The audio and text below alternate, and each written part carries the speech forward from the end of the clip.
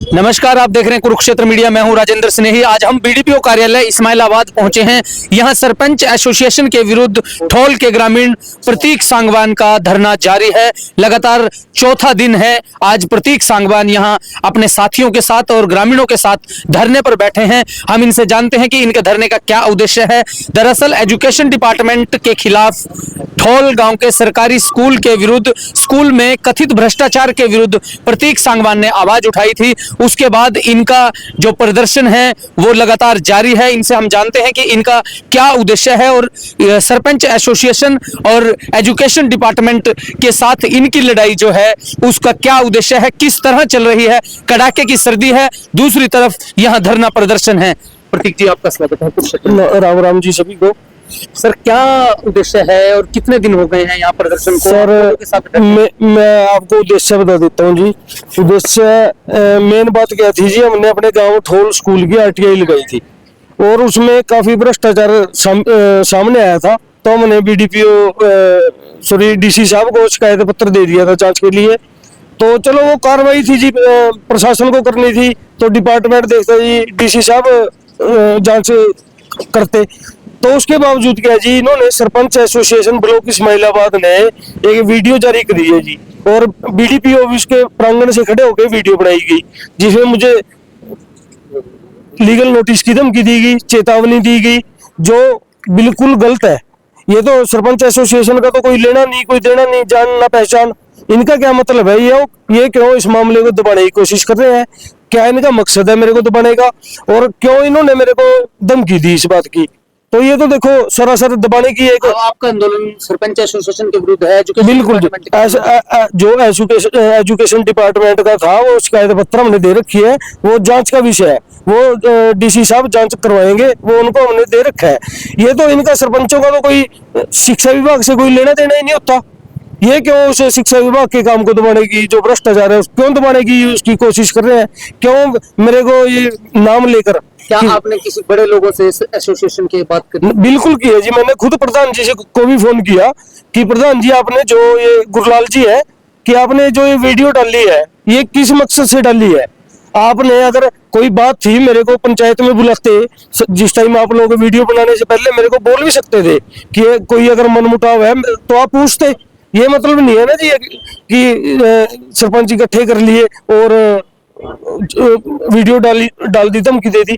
ये क्या मतलब है जी? क्यों शिक्षा विभाग के अगर किसी ने भी इसमें भ्रष्टाचार किया है, उनको सरकार अपने आप, प्रशासन उनको अपने आप सजा देगा। ये कौन लोग होते हैं जो दबाने की कोशिश कर रहे हैं मेरे को?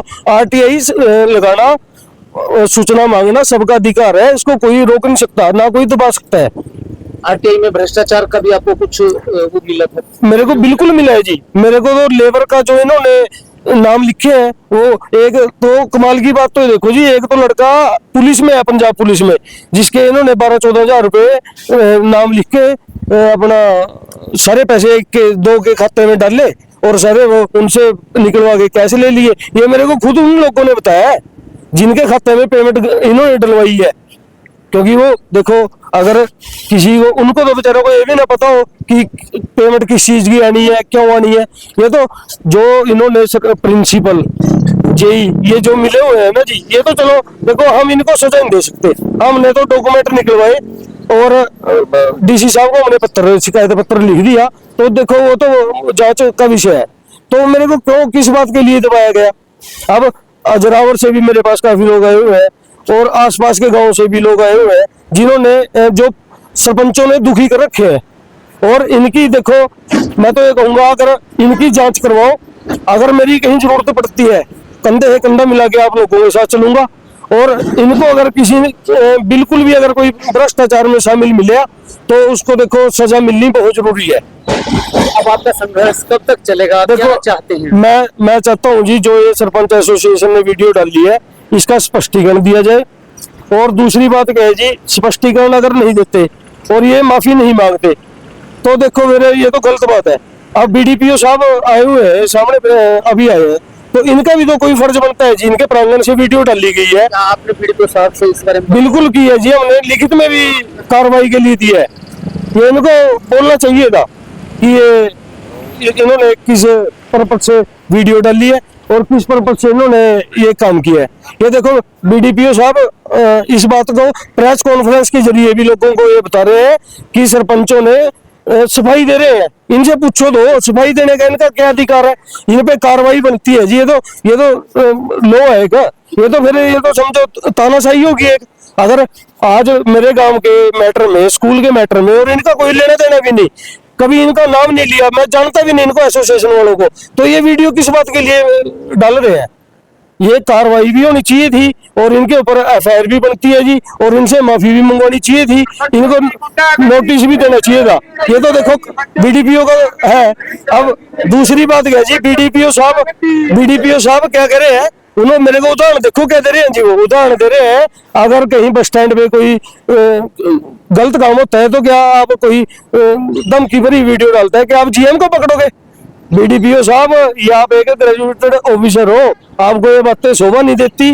और देखो ये एक बाउंड्री है, ये तो अगर बीडीपीओ साहब मौके पे नहीं थे। से प्रशासन से क्या मांग करते हैं? मैं तो एक मांग करता हूँ जी, सीएम साहब को भी मैं कहता हूँ, जो इन्होंने वीडियो डाली है जी, इनकी सभी की कागजी कार्रवाई और इन पे पूरे तरीके से इनकी जांच करवाई जाए कि ये एक शिक्षा विभाग के मैटर को जब ये उछाल सकते हैं तो इनके जो ये खुद काम कर रहे होंगे तो उनमें क्या कुछ कर रखा हुआ है इन्होंने जी? क्यों ये किसी का नाम लेके, इनका तो मतलब ही नहीं बनता शिक्षा विभाग के काम में दखल देने का। ये कौन होते हैं सरपंच?